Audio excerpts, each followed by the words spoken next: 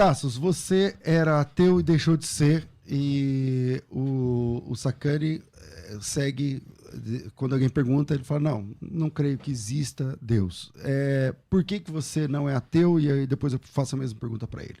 Bom, bem rapidamente, existem visões de mundos que são compatíveis, são concorrentes entre si.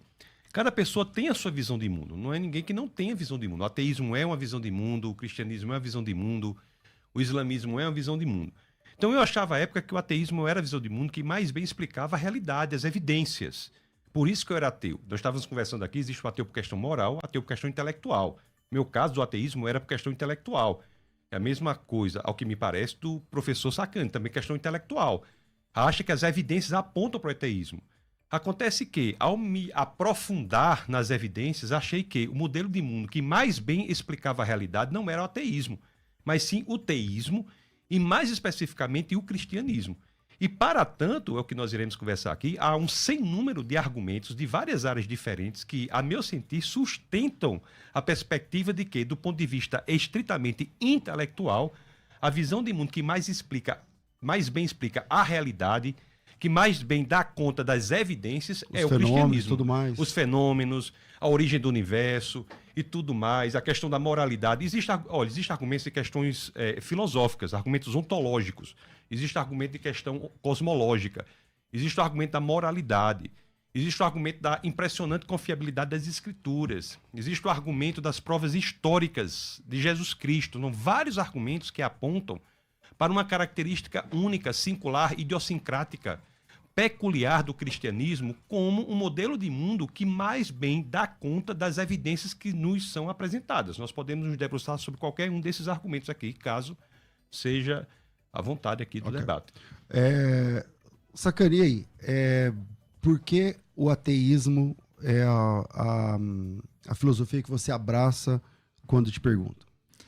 Muito bem, então, a gente estava falando ali antes, né? O meu lance é o seguinte, né? A gente tenta explicar, né, os fenômenos naturais, né? Então, assim, a gente vai mais pelo lado científico. Então, eu observo as coisas assim, e pela ciência que a gente conhece, né? E até uma coisa muito interessante falar pro pessoal, o pessoal acha que ciência a ciência está indo atrás da verdade. A ciência ela não vai atrás da verdade. Ela tenta buscar explicações, muitas vezes não consegue, ela é renovada, ela é renovável e tudo mais. Então, os modelos que a gente tem e que explicam aí, a gente está falando das evidências, né? Várias evidências observacionais que a gente tem levam a crer, no meu caso, né? No meu caso, tá? No meu caso. Sua interpretação. Na minha interpretação, de que existem explicações físicas, biológicas, químicas, geológicas, para conseguir explicar a maior parte de tudo que a gente tem. Coisa que não tem explicação e a gente tá correndo atrás das explicações, entendeu? Tá. Como eu não tenho nem roupa para apresentar um programa nessa qualidade, com essa sapiência de vocês, eu queria deixar que vocês perguntassem entre vocês, ou o que você gostaria de perguntar pro Sacani, por exemplo, e depois o que ele queria perguntar para você.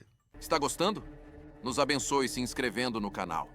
Curta o vídeo para que ele aqueça o coração de mais pessoas. Em parte, eu concordo com o que o professor falou. Nós temos que buscar as explicações, inclusive científicas. Agora, o que eu discordo é o fato de que as explicações existirem, isto é um argumento para o ateísmo. Por exemplo, se nós pegarmos um carro da Ford, abrirmos o motor, nós iremos explicar a mecânica que funciona o motor. Há explicações científicas para o funcionamento do motor. Mas por mais bem que nós expliquemos o funcionamento do motor, isso não é um argumento para dizer que Henry Ford não existiu.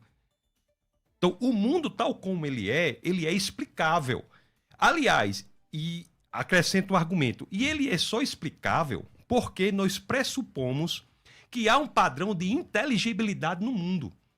O cientista ateu, agnóstico, teísta, seja o que for, só pode exercer a sua ciência se ele pressupuser que o mundo é inteligível. E se o mundo é inteligível, é porque há uma inteligibilidade no mundo. E como é que nós podemos pressupor se há uma inteligibilidade no mundo se ele não foi organizado inteligentemente?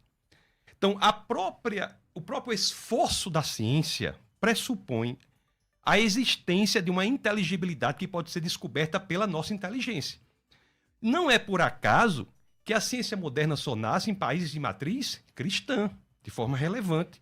Porque o esforço que se dava à época era de entender o mundo que foi organizado inteligentemente.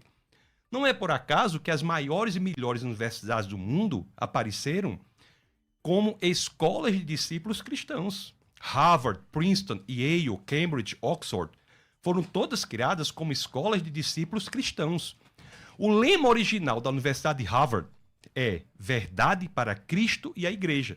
Então, o que eu quero dizer com tudo isso é que não há incompatibilidade entre o esforço do cientista, que é válido, correto, em explicar o mundo, e o fato desse mundo ser um mundo teísta, em que Deus organizou inteligentemente. Ok. Só para encerrar, se o senhor me permite, só mais um minuto, o maior cientista que já pisou sobre a Terra, na minha opinião, se eu gostaria até de saber a sua opinião também, professor, foi Isaac Newton. Por que Newton?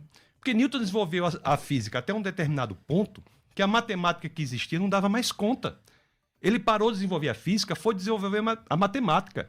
200 anos depois de Newton, quase nada é feito em matemática, porque ele tinha feito tudo. Muita gente diz que é Einstein, mas nós sabemos que Einstein, matematicamente, não era da capacidade de Newton, tanto que ele utiliza matemáticas que outros já criaram. As 4 equações de Maxwell, a geometria de Riemann.